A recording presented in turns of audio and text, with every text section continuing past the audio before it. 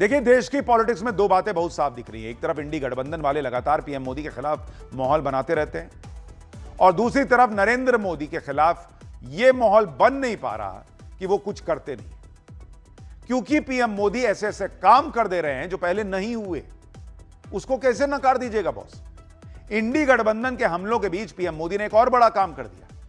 आज देश की पहली हाइड्रोजन ट्रेन को हरी झंडी दिखाई पीएम मोदी ने, और इसी के साथ भारत उन चुनिंदा देशों में आ गया जहां हाइड्रोजन ट्रेन चलती है। यानी विपक्ष माहौल बनाता रहा कि पीएम मोदी जो है वो कुछ नहीं करते, इनको कुछ नहीं आता, देश डुबा दिया। लेकिन नरेंद्र मोदी भारत को बदलने वाले अपने मेगा प्लान पर लगे हुए हैं। हाइड्रोजन ट्रेन से लेकर बुलेट ट्रेन तक इंडियन रेलवे पूरी तरह से बदलता जा रहा है। पीएम मोदी ने ऐसा प्लान बनाया है जिससे भारत के करीब 5 लाख करोड़ रुपए बचेंगे। तेल के लिए दूसरे देशों पर निर्भरता भारत अब और कम कर रहा है। दुनिया में बड़ा तेल एक्सपोर्टर बन जाएगा भारत, इसकी भी चर्चा हो रही है। यह सब सुनने में मुश्किल काम लग रहा है, लेकिन हाइड्रोजन ट्रेन और बुलेट ट्रेन का काम भी मुश्किल था। हो ना गया? कैसे हाइड्रोजन ट्रेन इंडियन रेलवे की तस्वीर बदल देगी? और पीएम मोदी के मेगा प्लान से चीन क्यों परेशान है? भारतीय रेल में ऐसा क्या क्या हुआ है पिछले 10 साल में, सुनेंगे तो हैरान रह जाएंगे। सब दिखाऊंगा, लेकिन पहले एक झलक देखिए।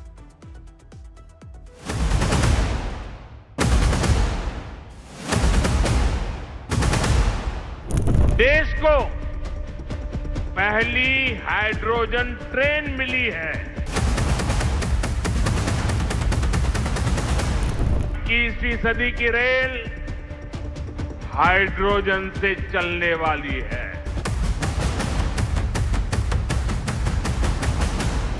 दुनिया की सबसे ताकतवर हाइड्रोजन ट्रेन है।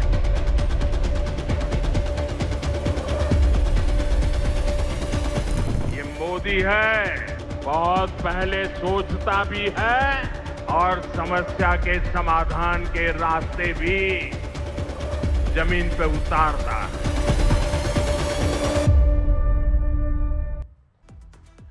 देखिए, प्रधानमंत्री नरेंद्र मोदी जिस तरह से मिशन मोड पर काम कर रहे हैं, उसका ही नतीजा है कि एक ही दिन में 3 शहरों में कई प्रोजेक्ट और विकास परियोजनाओं की आज शुरुआत हो गई। जींद में हाइड्रोजन ट्रेन, फिर चंडीगढ़ जहां 4,700 करोड़ के प्रोजेक्ट लॉन्च हुए, और उसके बाद पीएम मोदी जालंधर पहुंच गए जहां 5,470 करोड़ के रेलवे और रोड प्रोजेक्ट को लॉन्च किया। पीएम मोदी आज हरियाणा के जींद में देश की पहली हाइड्रोजन ट्रेन को हरी झंडी दिखाते दिखे। हाइड्रोजन ट्रेन यानी वो ट्रेन जो ना डीजल से चलती है ना बिजली से चलती है। यह अपनी बिजली खुद बनाती है, और इस ट्रेन से और कितने फायदे हैं वो आगे बताऊंगा।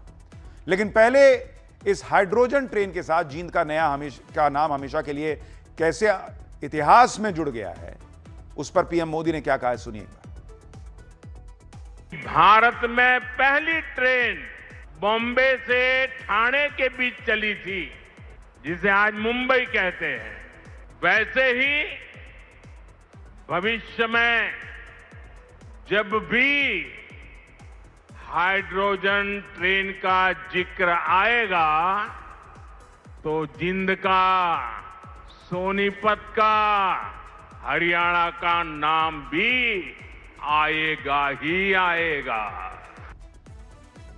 भारत की पहली हाइड्रोजन ट्रेन अपने आप में बहुत खास है। दुनिया के जिन देशों में हाइड्रोजन ट्रेन चल रही है, भारत की ट्रेन उन सबसे अलग और ज्यादा पावरफुल है। भारत की इस ट्रेन के बारे में आपको सुनना चाहिए कि यह क्यों दुनिया में जहां जहां ऐसी चुनिंदा देशों में जो ये ट्रेन है उससे अलग है। हाइड्रोजन ट्रेन जो है वो जींद से सोनीपत के बीच चलेगी और 90 किलोमीटर के रूट पर 10 से 12 स्टेशन होंगे। ट्रेन में 10 कोच हैं, 2600 यात्री बैठ सकते हैं। ट्रेन की अधिकतम रफ्तार 75 किलोमीटर प्रति घंटा है। ट्रेन में चेयर कार और खड़े होने के लिए हैंड ग्रिपर है। ट्रेन का किराया 5 रुपए से लेकर बस 25 रुपए के बीच है। तो भारत की हाइड्रोजन ट्रेन दुनिया की सबसे लंबी हाइड्रोजन ट्रेन है बॉस। बाकी देशों में जहां 3-4 कोच होते हैं, भारत की ट्रेन में 10 कोच है, और यह दुनिया की सबसे पावरफुल हाइड्रोजन ट्रेन है। यानी भारत की हाइड्रोजन ट्रेन दुनिया में सबसे अलग है। और ट्रेन ये अंदर से कैसे दिखती है, लोग क्या कह रहे हैं, इसको एक बार देखिए, फिर आपको बताऊंगा कि यह ट्रेन हाइड्रोजन से चलती कैसे है। अंदर का जो ये हिस्सा आप देखें कि इसको सजाया गया है, और खड़े होने के लिए आप इस तरीके से होल्ड कर सकते हैं, पकड़ सकते हैं, आरामदायक सफर कर सकते हैं। 2600 यात्रियों को एक साथ में यह हाइड्रोजन ट्रेन ढो सकती है, यात्रा करवा सकती है। 75 किलोमीटर प्रति घंटे की रफ्तार से ये ट्रेन चलेगी। अभी इसकी स्पीड स्लो है। हमारे लिए एक स्वर्ण युग की तरह है और भारत के लिए गौरव का विषय है। ये मोदी राज में बहुत ही मैं 70 साल का हो गए, तो मुझे इतनी खुशी हुई ना, कभी खुशी नहीं हुई। आज बहुत ज़्यादा खुशी है कि हमारा सौभाग्य है कि जींद से हमारी हाइड्रोजन ट्रेन चली। मोदी जी का मैं बहुत बहुत धन्यवाद करती हूँ। हाइड्रोजन ट्रेन को चलने के लिए डीजल या फिर बाहरी बिजली की जरूरत नहीं होती। इससे प्रदूषण भी नहीं होता, बल्कि हाइड्रोजन ट्रेन तो धुएं की जगह भाप छोड़ती है। देखिए, hydrogen train hydrogen fuel cell तकनीक पर काम करती है। इसमें ट्रेन के अंदर हाइड्रोजन से भरे हुए सिलेंडर रखे होते हैं और इसी के साथ ट्रेन में एक प्रोटॉन एक्सचेंज मेम्ब्रेन यानी पीईएम लगा होता है। यह पीईएम हाइड्रोजन गैस को तोड़कर बिजली बनाता है, जिससे ट्रेन चलती है। इस प्रक्रिया में हाइड्रोजन गैस आसपास मौजूद ऑक्सीजन से रिएक्ट करती है और इस रिएक्शन के बाय प्रोडक्ट के तौर पर ट्रेन से भाप बाहर आता है, जिससे प्रदूषण भी नहीं होता, पर्यावरण को नुकसान नहीं होता। एक्स्ट्रा बिजली को ट्रेन की लिथियम आयन बैटरी में स्टोर कर दिया जाता है। यानी हाइड्रोजन ट्रेन अपने लिए खुद बिजली बनाती है, जो इंडियन रेलवे के लिए क्रांतिकारी स्टेप है। हाइड्रोजन ट्रेन तो एक उदाहरण है कि नरेंद्र मोदी ने कैसे रेलवे का पूरा कायाकल्प किया है। हाइड्रोजन ट्रेन से भारत इसके अलावा अगर पिछले 12 साल की बात करें तो कितना कुछ बदल गया है, आपको देखना चाहिए कि किस तरीके से चीजें बदली हैं देश के अंदर। अगर आप देखेंगे पिछले 12 साल में जो ब्रॉड गेज होता है, ब्रॉड गेज रेलवे जो होता है, उसका इलेक्ट्रिफिकेशन यानी उस रास्ते पर बिजली से जो है वो ट्रेन चले, इसकी व्यवस्था 2014 तक 2014 तक सिर्फ 20% रूट पर इलेक्ट्रिफिकेशन हो पाया था। सिर्फ 20%, 2014 तक का आपको बता रहा हूं। और आज की डेट में 2026 चल रहा है। अब देश के ब्रॉड गेज रेलवे में अगर आप देखेंगे तो 99.6% रूट पर इलेक्ट्रिफिकेशन हो चुका है बॉस। ऑलमोस्ट 100%, यानी आजादी के बाद से लेकर 2014 तक 20% और 2014 से 2026 यानी 12 साल में 20% से पहुंच गए ऑलमोस्ट 100%। यह है रफ्तार काम की। और इलेक्ट्रिफिकेशन की स्पीड अगर आप देखेंगे, इसकी स्पीड क्या थी, किस तरीके से इलेक्ट्रिफिकेशन होता था, अगर आप देखेंगे 2004 से लेकर 2014 तक अगर आप देखेंगे तो 1.4 किलोमीटर इलेक्ट्रिफिकेशन होता था पर डे। एक दिन में 1.5 किलोमीटर के रूट पे इलेक्ट्रिफिकेशन होता था। 2023-24 तक यह रफ्तार पहुंच के कहां चली गई थी आपको पता है? Almost 20 kilometre per day boss. सोच रहे हैं आप, कहां 1.5 किलोमीटर भी नहीं हो रहा था एक दिन में और सीधा 20 किलोमीटर पर डे तक मामला चला गया। नवंबर 2025 तक भारतीय रेलवे ने अपनी सौर ऊर्जा क्षमता को भी 3.68 मेगावाट जो 2014 में थी उसको बढ़ाकर 898 मेगावाट कर लिया। यह भी अपने आप में ऐतिहासिक है। कहानी यहीं खत्म नहीं होती बॉस, और सुनिए क्या क्या हुआ है दुनिया में। ब्रॉड गेज अगर आप देखिएगा, दुनिया का हिसाब देखिए, दुनिया में जो ब्रॉड गेज है उसका इलेक्ट्रिफिकेशन, ठीक है, अगर आप देखेंगे भारत में आज की डेट में ब्रॉड गेज पे इलेक्ट्रिफिकेशन ऑलमोस्ट 99% हो गया। आपको बताया अभी भाई, चीन भी हमसे पीछे है। चीन में 82% का मामला है बॉस। स्पेन देख लीजिए, स्पेन आज की डेट में 67% पे है बॉस। जापान देख लीजिए, जापान 64% पे है जहां बुलेट ट्रेन चल रही है। फ्रांस देख लीजिए, वहां ब्रॉड गेज पे इलेक्ट्रिफिकेशन 60% रूट पे हुआ है। यूके देख लीजिए बॉस, यूनाइटेड किंगडम, हम पे इतना साल राज करके गए, यहां ट्रेन चलाए, अभी तक उनके रास्ते में देखिए 39% ब्रॉड गेज पे इलेक्ट्रिफिकेशन हुआ है। और भारत पहुंच गया 99% पे बॉस, जो 2014 तक 20% पे बैठा हुआ था। भारत दुनिया में ब्रॉड गेज रेलवे इलेक्ट्रिफिकेशन के मामले में सबसे आगे चल रहा है। और इससे भारत को कितना फायदा हो रहा है, डीजल की कितनी बचत हो रही है, वो भी आप सुनिए। पहले आपके डीजल के इंजन चलते थे, आपको याद होगा। इससे जो बचत हो रही है इस इलेक्ट्रिफिकेशन से, उसका आंकड़ा सुनिए कि देश में सिर्फ बदलाव नहीं हुआ, बचत भी हो रही है। 2014 में डीजल पर जो खर्च होता था ट्रेन के इंजन चलाने के लिए, अगर आप उसको देखेंगे, वो करीब 18,500 करोड़ होता था सालाना। एक साल में 18,500 करोड़ का डीजल फूक जाता था।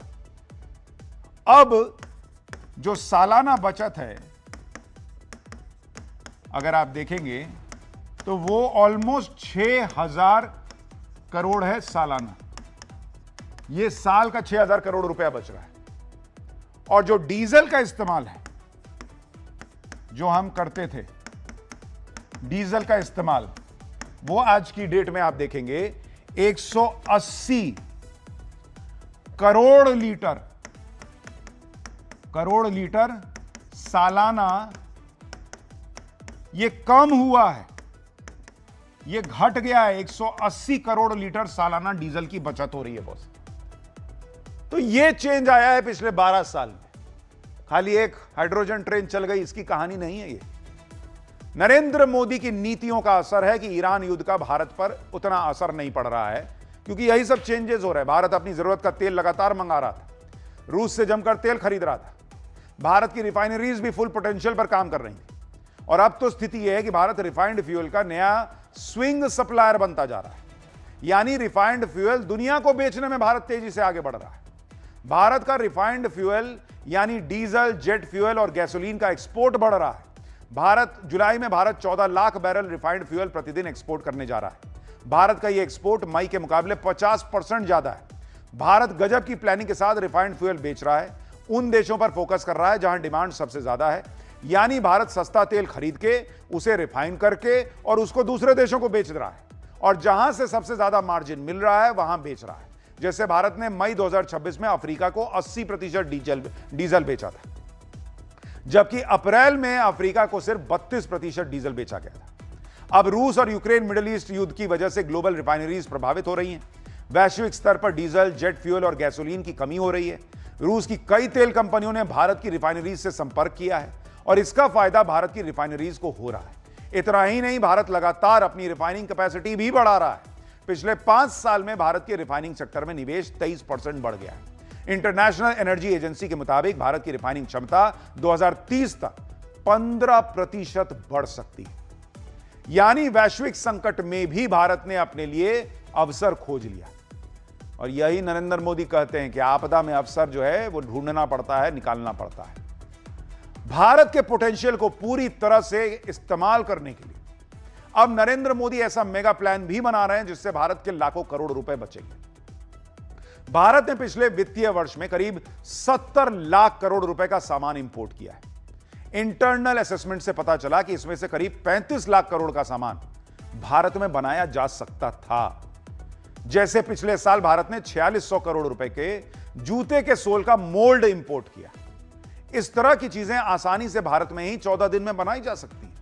इसके बाद सरकार ने करीब 4,90,000 करोड़ रुपए के 100 प्रोजेक्ट उनको चिन्हित किया कि निकालो यार माल जो हम अपने यहां बना सकते हैं। ये प्रोडक्ट्स फुटवेयर, टेक्सटाइल, ईवी और सोलर पैनल जैसे सेक्टर्स में से खोजे गए। अब इन सारे प्रोडक्ट्स को बाहर से मंगाने की बजाय भारत में बनाने पर जोर दिया जाएगा। इससे दूसरे देशों पर निर्भरता कम होगी और ग्लोबल क्राइसिस से दिक्कत भी नहीं आएगी। इससे भारत का विदेशी मुद्रा भंडार भी बचा रहेगा, रुपया मजबूत होगा, देश में रोजगार के नए मौके बनेंगे और महंगाई पर भी कंट्रोल रहेगा। मतलब देश में हो सकता है, लेकिन सोचने वाला चाहिए। वो आज की डेट में हो रहा है कि भाई यहीं बनाओ, बाहर से क्या मंगाना है। एक तरफ ये सब चल रहा है, रेलवे की तस्वीर बदल रही है। PM Modi future ready Bharat की तस्वीर खींच रहे हैं। और इधर भारत में फ्यूचर के लिए ऐसी तकनीक भी बन रही है कि दुनिया हैरान है बॉस। भारत में ऐसा चुंबक बना है जिससे चीन सबसे ज्यादा हैरान परेशान है। यह चुंबक देश के लिए पैसा खींच कर लाने वाला चुंबक है। आप कहेंगे क्या बात कर रहे हैं बॉस, चुंबक लोहा खींचेगा कि पैसा खींचेगा? अरे पैसा मतलब नोट नहीं सट जाएगा, पैसा बचाएगा तो पैसा खींच के न लाएगा।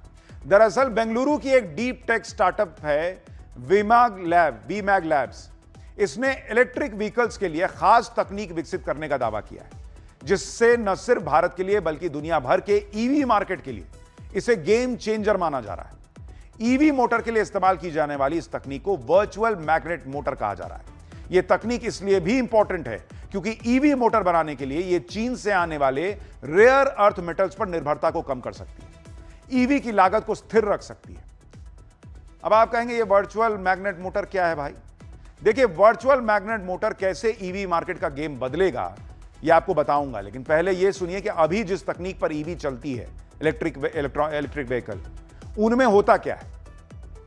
आमतौर पर जो ईवी है उसमें परमानेंट मैग्नेट सिंक्रोनस मोटर होता है, पीएमएसएम, इसका इस्तेमाल किया जाता है जिससे गाड़ी चलती है। पीएमएस मोटर में नियोडीमियम, आयरन और बोरोन के रेयर अर्थ मैग्नेट लगे होते हैं।